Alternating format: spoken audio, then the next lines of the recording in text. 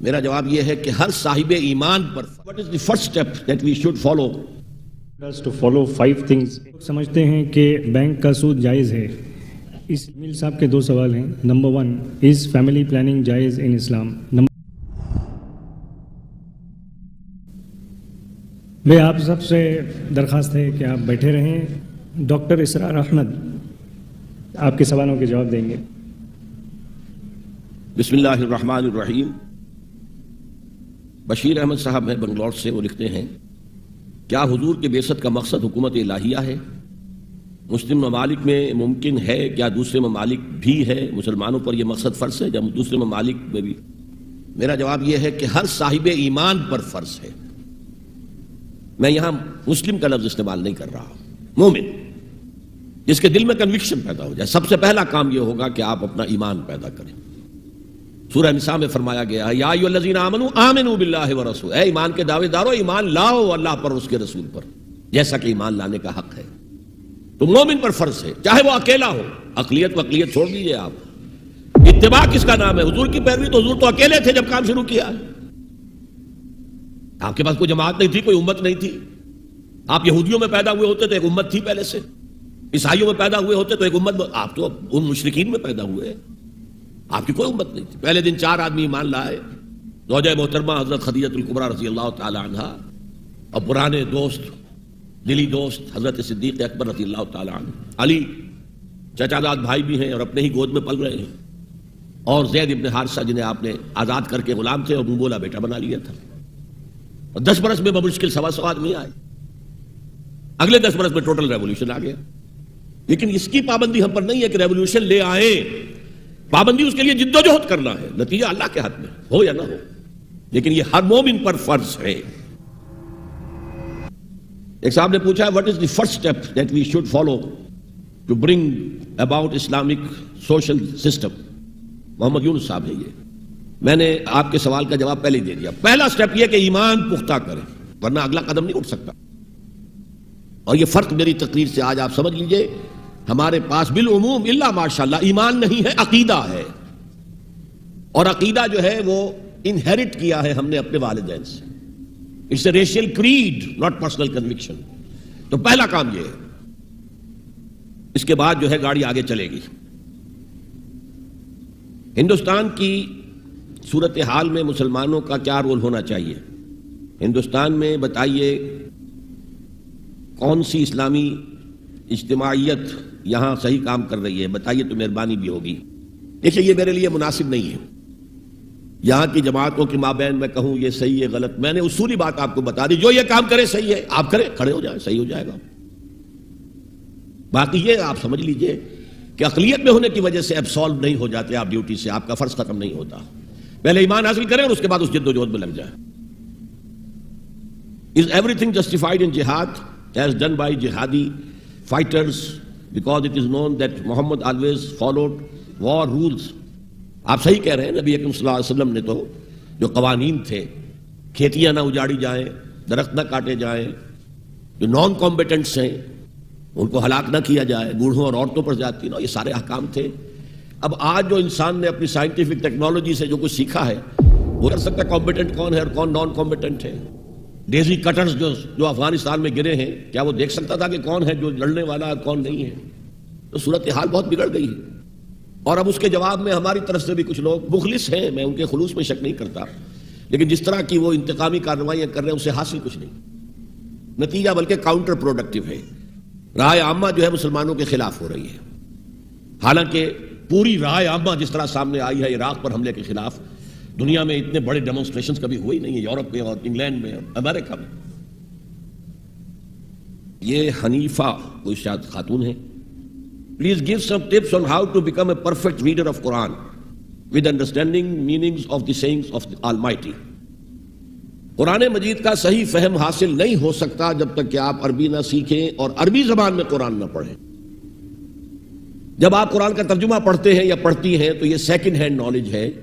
Translator نے یہ سمجھایا, آپ کو بتا دیا, جبکہ وہ براہ راست آپ کے قلب پر نازل ہو. تیرے ضمیر پہ جب تک نہ ہو نزول کتاب, گرہ کشا ہے نہ رازی نہ صاحب کشاف.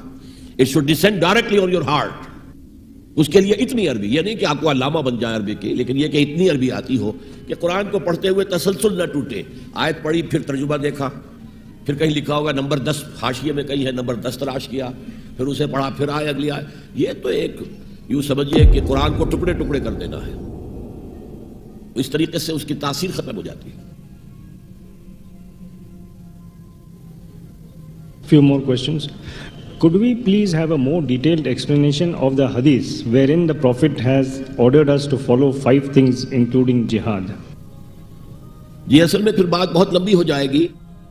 پہلے جماعت ہو وہ میں بیان کر چکا ہوں.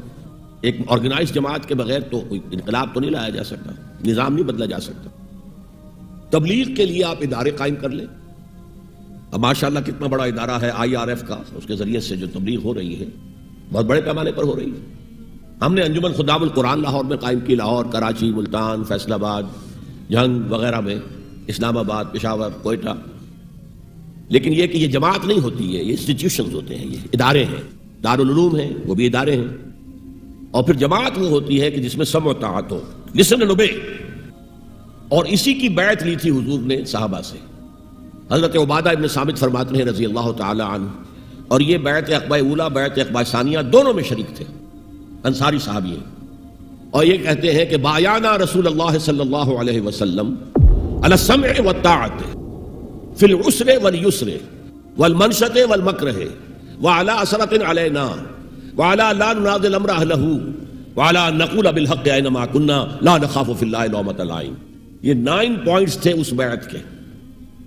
آپ کا ہر حکم سنیں گے، اطاعت کریں گے، خواہ مشکل ہو خواہ آسان، خواہ طبیعت آمادہ ہو خواہ اپنی طبیعت پر جبر کرنا پڑے، خواہ آپ دوسروں کو ہم پر ترجیح دے دیں. ہم یہ نہیں کہیں گے ہم آپ کے پرانے خادم، آپ نے ایک نیو کمر کو ہمارے اوپر امیر کیسے بنا دیا، ہاؤ کم. ہم نہیں کہیں گے. It will be your prerogative, جس کو چاہیں آپ امیر بنائیں، اور جس کو آپ امیر بنائیں گے جھگڑیں گے نہیں ان سے، ان کی بھی اطاعت کریں گے. البتہ جو ہماری رائے ہوگی وہ ہم ضرور پیش کریں. یہ تھا معاہدہ جس پر جماعت قائم تھی، سمع و طاعت. اب یہ کیا کرے گی جماعت؟ 2 کام کرنے ہیں، ہجرت اور جہاد. ہجرت کیا ہے؟ ان دونوں چیزوں کی ایک جڑ ہے، ایک چوٹی ہے. حضور سے پوچھا گیا ای الہجرت افضل یا رسول اللہ، اللہ کے رسول یہ بتائیے کہ سب سے افضل ہجرت کون سی ہے؟ آپ نے فرمایا ان تہجر ما کرہ ربک، ہر اس چیز کو چھوڑ دو جو تمہارے رب کو پسند نہیں ہے. تو آپ بھی یہ ہجرت آج کر سکتے ہیں، آج رات کر سکتے ہیں. سوچئے بیٹھ کر اپنی زندگی میں کیا کیا چیزیں ہیں جو اسلام کے منافی ہیں، جو اللہ کو پسند نہیں ہے، نکالیے ان کو. ہجرت شروع ہو جی. اور آخری ہجرت کیا ہے؟ جب کفر کے ساتھ مقابلہ ہو اور اس وقت کہا جائے اب ساری قوت ایک جگہ پر آ جائے مسلمانوں کی، تو ہجرت فرض ہو جاتی ہے. پھر چھوڑو گھر بار، اہل و عیال، آ جاؤ. یہ ٹاپ ہے. جہاد کیا ہے؟ جہاد کی پہلی منزل کیا ہے؟ اپنے نفس کے خلاف جہاد کرو، اسے اللہ کا مطیع بناؤ. اور آخری جہاد کیا؟ قتال ہے اللہ کی راہ میں، جو کہ حضور اور آپ کے صحابہ نے کیا. تو یہ اس کے اندر، اس حدیث کے اندر وہ پورا پروسیس موجود ہے. بہت سے لوگ سمجھتے ہیں کہ بینک کا سود جائز ہے اس لیے کہ یہ حکومت کا ہی منافع ہے. اس کے بارے میں آپ کی رائے کیا ہے؟ اس سود کو لوگ سود کیوں نہیں سمجھتے؟ یہ بات بڑی تکلیف دہ ہے. اس لیے نہیں سمجھتے کہ آج پوری دنیا میں اس کا دور دورہ ہے. پوری دنیا کی یونیورسل اکانومی جو ہے اس کے اندر سود تانے بانے کی طرح ہے، جیسے کپڑے کا تانا بانا ہوتا ہے. اس سے بچ کر کاروبار بڑے سائز کا کرنا تقریباً محال ہے. اس لیے نہیں مانتے، بس بات تو سیدھی سی ہے. ورنہ وہ سود حرام ہے، اس میں کوئی شک و شبے کی گنجائش نہیں. اور البتہ 2 باتیں علیحدہ. ایک ہے براہ راست سود میں ملوث ہونا، یعنی رقم سود کے اوپر بینک میں رکھ کر اس کا سود جو ہے ماہانہ آ رہا ہے اور وہ سب کھا رہے ہیں، یہ براہ راست سود ہو گیا. یا سود پر آپ نے بینک سے رقم لی ہے، مکان ذرا بڑا عالیشان بنا رہے ہیں یا اپنا کاروبار کی وسعت دے رہے ہیں. یہ تو مطلقاً حرام ہے، حرام ہے، حرام ہے. اس سے زیادہ کوئی شے اسلام میں حرام نہیں ہے. حضور نے فرمایا الربا 70 حوبا، سود کے جرم کے گناہ کے 70 حصے ہیں، کچھ بڑے ہیں کچھ چھوٹے ہیں. ایسرھا، ان میں سب سے ہلکا حصہ اس کے مساوی ہے ان کہ ہر رجل امہ، کہ کوئی شخص اپنی ماں کے ساتھ بدکاری کرے. لہذا اس سے تو چھوڑ. البتہ ایک انڈائریکٹ ہے. آپ ایک کارخانے میں کام کر رہے ہیں، کارخانے نے پیسے دے رکھے ہیں بینک سے، لیکن آپ وہاں چاہے ایک ڈیلی ورکر کی حیثیت سے ہیں یا کہیں ملازمت کر رہے ہیں، یہ سیکنڈری ہو جائے گا. اس سود سے اس وقت کوئی نہیں بچا ہوا. پوری حکومت اس کے اندر ملوث ہے، تو کون بچے گا؟ اس کے بعد سوال ہے عتیق احمد صاحب کا. میرا سوال یہ ہے کہ فوٹو اور ویڈیو یہ حرام ہیں یا مکروہ ہیں؟ اگر یہ غلط ہیں تو ہم کیو ٹی وی کے ذریعے آپ کے اور دوسرے پروگرام دیکھتے ہیں، اس کے بارے میں کچھ کہیے۔ دیکھیے، چھوٹی سی بات بتا دوں آپ کو کہ تصویر کشی جو حرام ہے، نمبر ایک تو قرآن میں نہیں حرام، یہ حرمت جو ہے قرآن سے ثابت نہیں ہے، حدیث سے ثابت ہے۔ لیکن اس وقت تصویر بنائی جاتی تھی ہاتھ سے، برش سے، قلم سے، وہ حرام ہونا اس کا آج بھی متفق علیہ ہے۔ کسی جاندار کی تصویر بنانا، کسی جاندار کا مجسمہ تراشنا، یہ دونوں حرام ہیں، مطلق حرام۔ البتہ جب کیمرہ ایجاد ہوا، حضور کے زمانے میں تو تھا نہیں، نئی چیز جب بھی آتی ہے تو اختلاف تو ہو جاتا ہے۔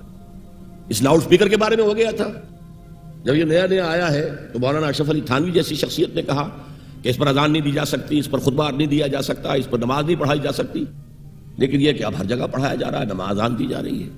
تو نئی چیزوں سے لوگ جو ہیں ان کی طبیعت ذرا اپراتی ہے، بس اتنی بات ہے۔ جب کیمرہ آ گیا تو عالم اسلام میں بڑا اختلاف ہو گیا، عالم عرب کے علماء تقریباً اس پر متفق تھے کہ یہ حرام نہیں ہے، اس میں ہاتھ کا کوئی دخل ہی نہیں، عکس ہے یہ تو۔ لیکن ہندوستان، پاکستان، یہ جو بر عظیم پاک و ہند ہے، اس کے علماء اس پر مصر رہے کہ وہی حکم اس پر بھی ہوگا۔ البتہ انہوں نے اجازت دی کہ سماجی ضرورت کے لیے جائز ہے، پاسپورٹ ہے، مجرموں کی شناخت ہے، امراض کی تشخیص کے لیے میڈیکل بکس کے اندر تصویریں ہوتی ہیں، یہ چیزیں جائز ہیں۔ اسی کو ہم نے ایکسٹینڈ کیا ہے کہ اگر ہماری عام سماجی ضرورتوں کے لیے جائز ہے تو دینی ضرورت کے لیے اس سے کہیں زیادہ جائز ہے۔ ظاہر بات ہے کہ جو تقریر کسی کی آپ ویڈیو پر دیکھیں گے، آڈیو پر وہ اثر نہیں ہوتا۔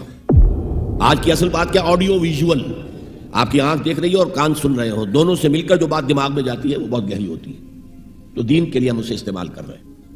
عام جو ہے فوٹوگرافی ہابی کے طور پر یا یادگار کے طور پر کہیں لگتی ہے، یہ چیزیں جائز نہیں ہیں میرے نزدیک۔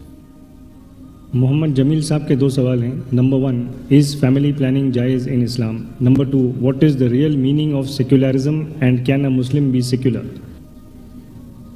فیملی پلاننگ جو ہے، جہاں تک منع حمل کی تدبیر ہو وہ حرام نہیں ہے، لیکن کوئی آپریشن کرا لینا، مستقل طور پر وہ چینج کر دینا، یہ جائز نہیں ہے۔ اور طریقے ہیں کنڈومز وغیرہ کے، ان کو استعمال کیا جائے تو وہ حرام ہونے کا اس کا کوئی فتویٰ نہیں دیا جا سکتا، اس لیے کہ حضور نے عزل کی اجازت دی تھی صحابہ کو۔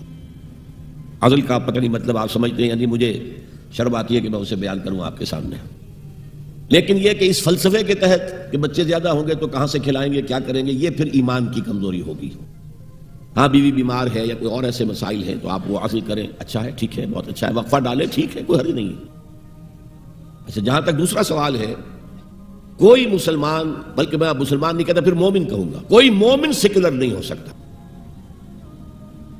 اس لیے کہ اسلام تو نظام اور مذہب دونوں کا مجموعہ ہے، عقائد بھی ہیں، عبادات بھی ہیں، سوشل کسٹمز بھی ہیں، اس کا سیاسی نظام بھی ہے، اس کا معاشی نظام بھی ہے، اس کا سماجی نظام بھی ہے، تو وہ تو ایک نظام ہے۔ کوئی شخص جو ہے سیکولر ہونے کا مطلب یہ ہے کہ اس نظام سے ہمیں کوئی تعلق نہیں، یہ بات غلط ہے۔ اسلام تو اس نظام کے ساتھ ہے، وہ دین ہے، اور اسے غالب کرنے کے لیے حضور بھیجے گئے صلی اللہ علیہ وسلم۔ سوال تو اور بہت ہیں لیکن وقت ختم ہو چکا ہے۔ آپ سب کے ہم مشکور و ممنون ہیں کہ آپ اتنی بڑی تعداد میں یہاں حاضر ہوئے۔